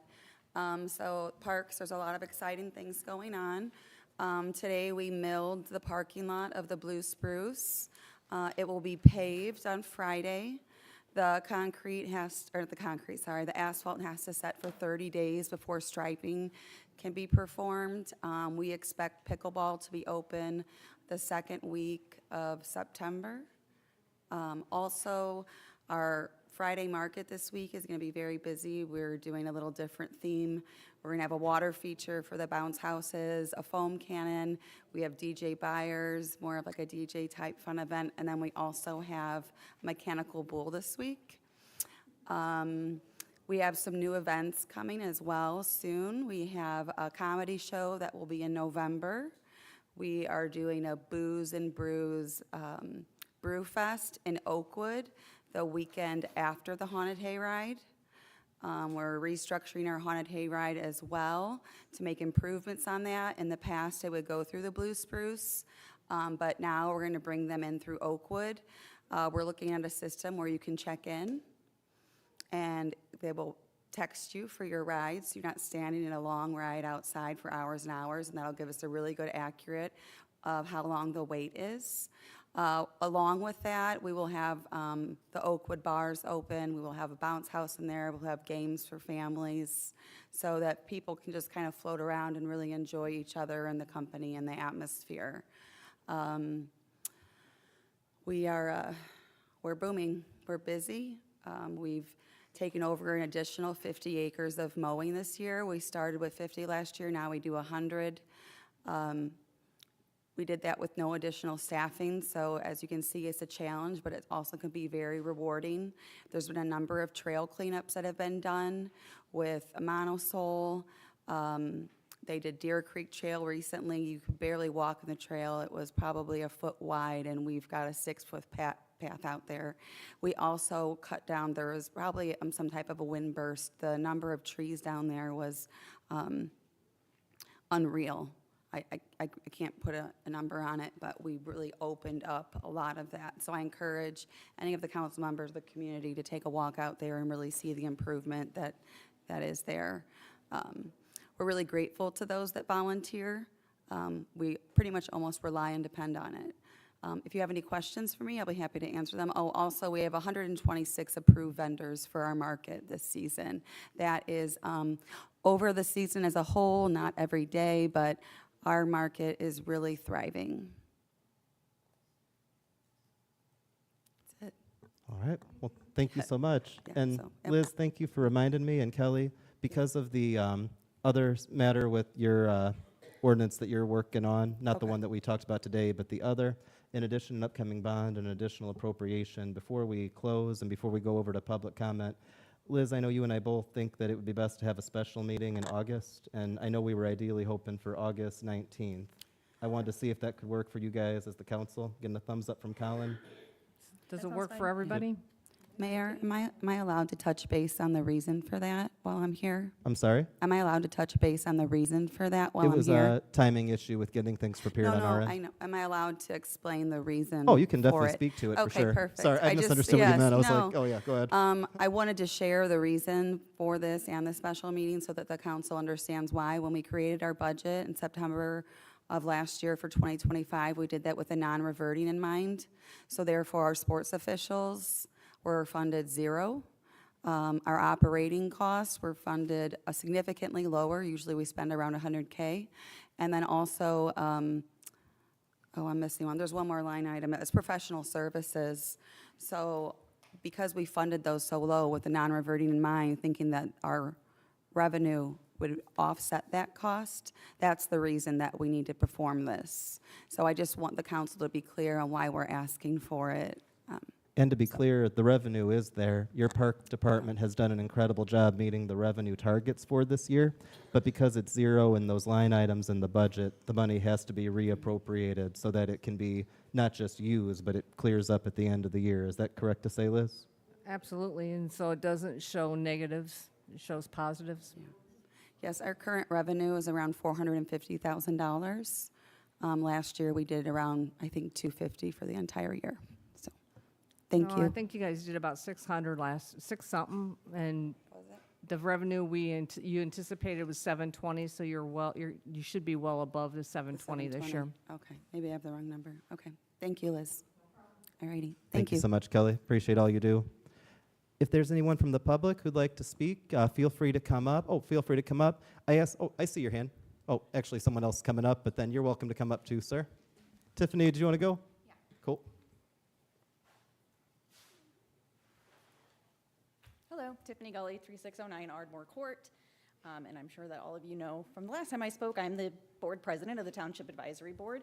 We primarily serve families in Portage Township, which includes the city of Portage and whole, who are struggling financially. This would be 8 families that we potentially would not have to support or help because they're able to get into permanent housing that they can afford. I am glad to see that this zoning passed tonight, especially given that it feels hypocritical to vote it down when the lot size that we're talking about is only .25 for 2 acres, 8 houses, which is slightly larger than, I apologize, there's a little bit of passion in my voice and I don't want to shake too much, so. Doing fine. The average lot size in Portage is around that size, including, and I didn't get all the residents' names, but Ms. McGann, your property is .24. Ms. Ambler, yours is .20. Mr. Zilli, yours is .23. Ms. Mayor Bonta, yours is .16. So the lot size that we're talking about isn't crammed in. As Mr. Zilli said, it's the average lot size that we're approving in any other housing development. So I hope that this goes all the way through, whether that's 6 houses or 8 houses. I wish that there had been a time for supporters to also speak earlier, but regardless, it passed, so I just wanted to provide my comment on that. If I could just say to you, thank you so much. And the structure bringing people up was a promise that I made to anyone who was at the meeting, that if you, well, not meeting, but going door to door, that if you came, I'll let you speak. There were people going door to door who were completely supportive. I don't mean to say they didn't show up, but it is to say I didn't necessarily know what everybody was going to say when they came. I would very much, I know you're very busy, but certainly we announced the meeting date to go over, what we want to see here. I have no reservations about working with Habitat for Humanity on the affordable housing side of this. I do want to make sure on the trail side of this or the park side of this, we incorporate it into the community. But to your point, and thanks for everybody telling everybody how big my house is. Sorry. Thank you so much, and I truly appreciate your comments. Thank you for being up here today. Oh, sorry, come on up. I know you can come up too when you're ready, sir. Just walk on up. You'll be okay. Yeah.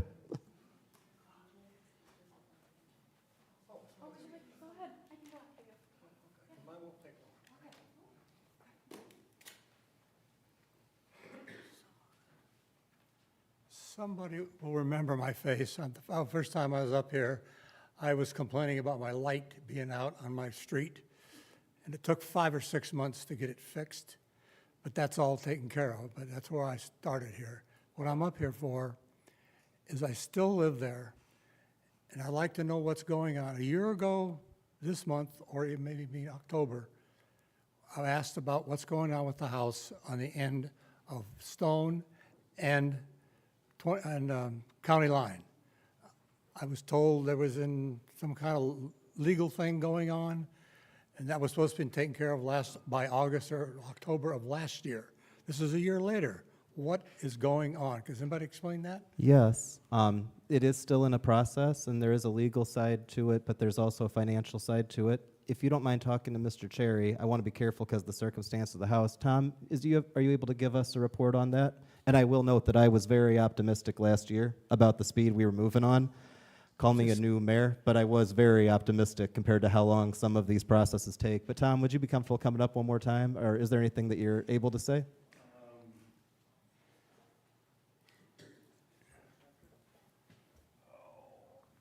About all I can really say about this, because of notification issues, is that it's going to be finalized this next unsafe housing hearing. Do you know when the date is of the next unsafe housing hearing? And it's okay if you could give us, if you give us your email, worst case, we can let you know when the next hearing is, Yeah, I but would say it's early September is going to be the final hearing for that one. Oh, so the new date is September now. Yes, that is correct. It's a long process. There's To be a lot clear, of... the new date for the hearing is the September. hearing. The property getting dealt with isn't necessarily September, right? No, but that's going to be the fine. I We're just going to wanna set finalize. expectations. It just for keeps ya. going out and out. and Please Nothing's understand- getting done. It gets mowed and that's it. No, but please understand that it's not as if I have the power or that the city has the power to demolish the house right now. We have to get the state of Indiana to give us the authority to have that house declared either it has to be fixed or it has to come down. And if it comes down at our expense, which we're prepared to have happen.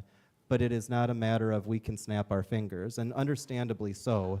I don't want to just have the authority to knock your house down or Colin's house down, no matter how much we sometimes disagree about things. I don't actually know why I use that joke. I think at this point, you and I are more often on the same, but all said and done, we don't just have the ability to snap a finger. And when we spoke about it last year, we were on track with the process, and I was excited that the process seemed to be going smoothly. It has not gone completely smoothly, but to Tom's point, the next hearing should be our last hearing. Correct. And then the last step is just a financial step for us to bid the demolition of the house. Yep. I might be back after September.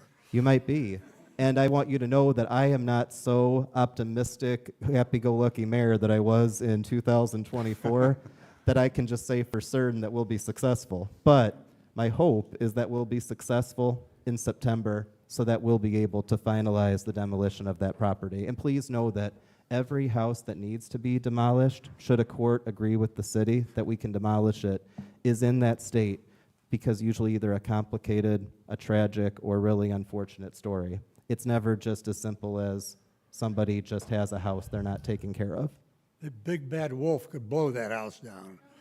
I don't It is know. in absolute horrible shape. I agree. I could go back and take a sledgehammer, have it down in probably 10 minutes. I absolutely agree, although I cannot endorse the idea by law. Okay, that's all I have, but I will be back after September.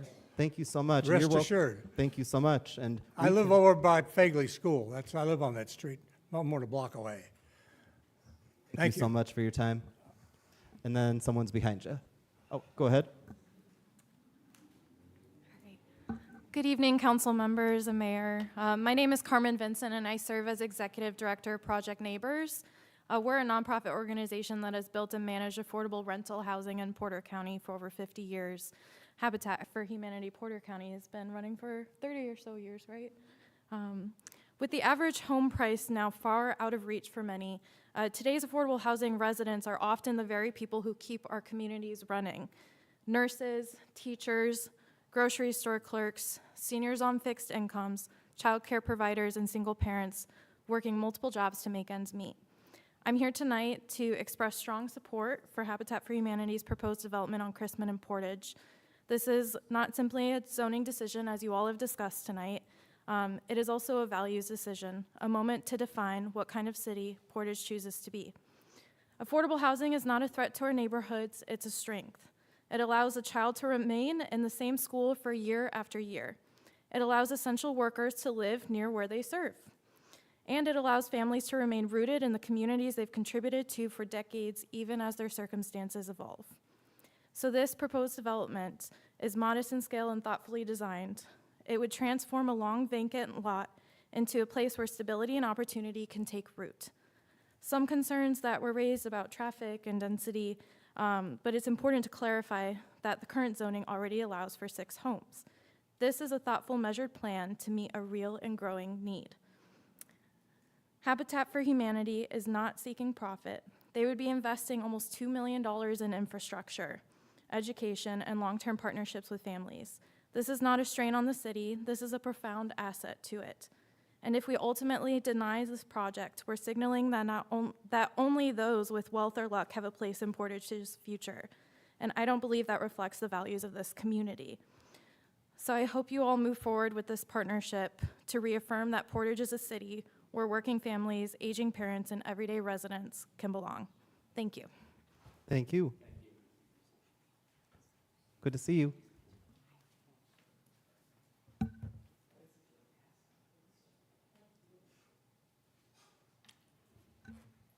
Olga Velasquez, 5050 Park Avenue. What I've given Clerk Treasurer is a copy of a couple of emails. I'm here today to try to find out what is the best way to communicate. I've gone through channels, the appropriate channels. There are issues with a neighbor that is in violation of several codes. I've gone through the code enforcement officer who said that he has forwarded it up to his superiors. I've communicated with the police department. Assistant Chief Uzelak did respond to my concern. We met 6 German Shepherd dogs who run loose, unleashed. open burning and operating a business in a residential area. This is not the first time that I've communicated with the city, but it continues on. And I've sent an email to you, Mayor, to your Chief of Staff, and to Mr. Cherry, and back in June, again, July, and here it is, August, and I have not received. I've even checked my spam to see that perhaps your response. I would expect it, at least we've gotten your concern, we know what's going on.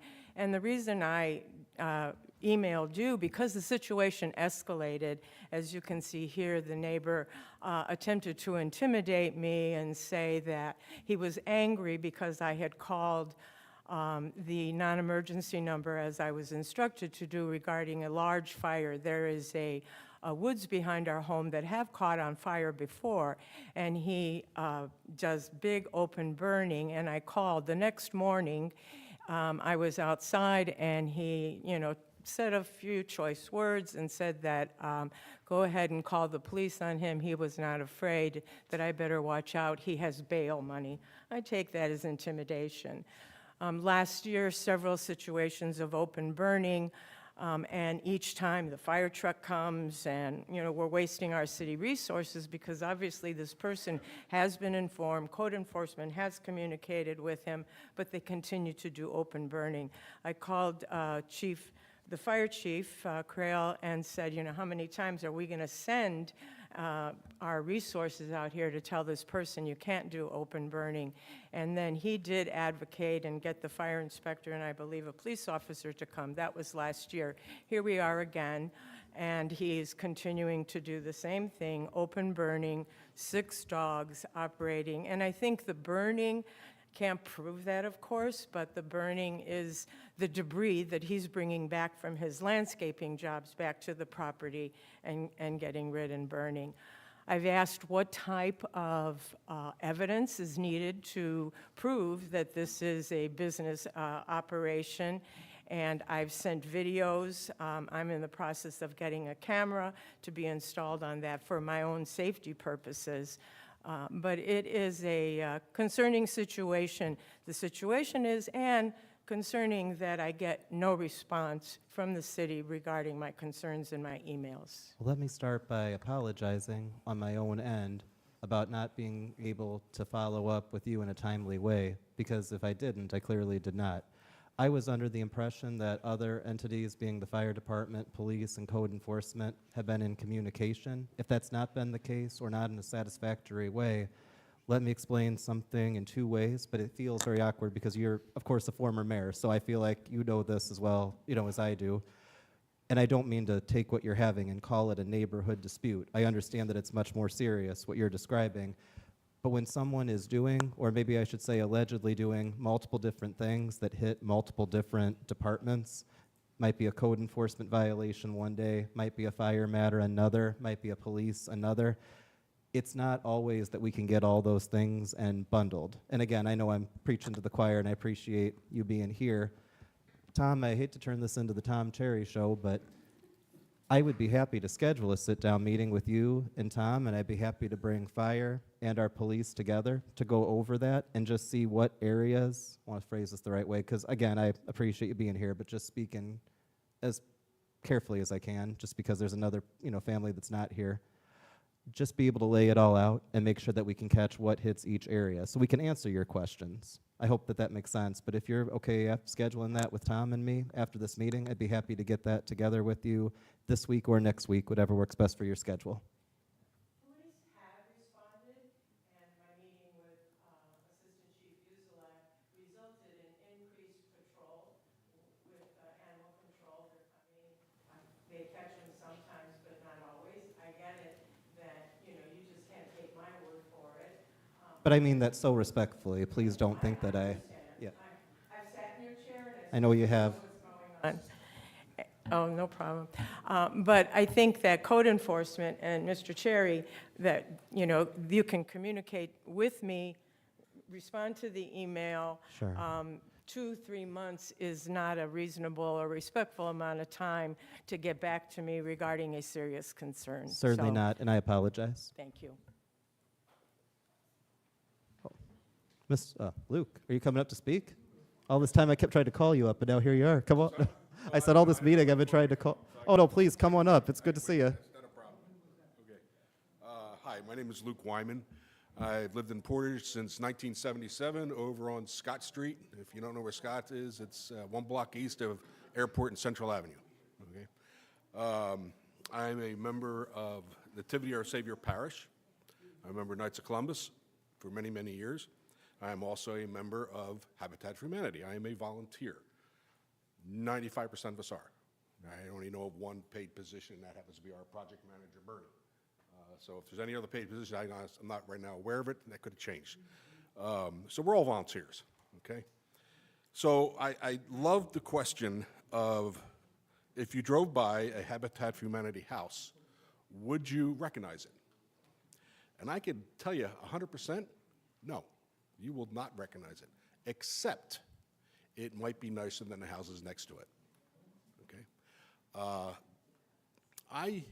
I think you all have seen the nativity scene at Nativity Our Savior Parish. I was the chairman. That was my idea, okay? Working with the Knights of Columbus, we built that, okay? It's a very nice nativity scene, okay? So I would not. I'm also a former mill electrician, okay? I am a landlord. I'm down to 2 properties now, 2 houses that I'm getting ready to sell, all right? So I'm aware of those expenses. I'm also originally from Philadelphia. I lived in a row home, okay?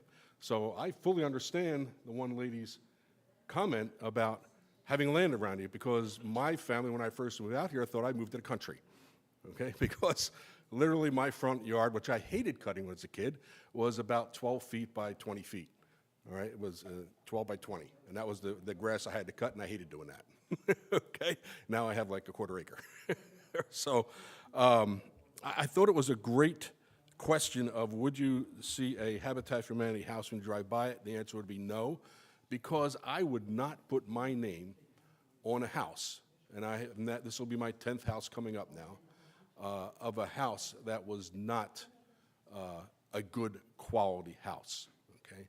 I could tell you my house, when the original house, which was a tri-level, was built on 2x4 walls, okay?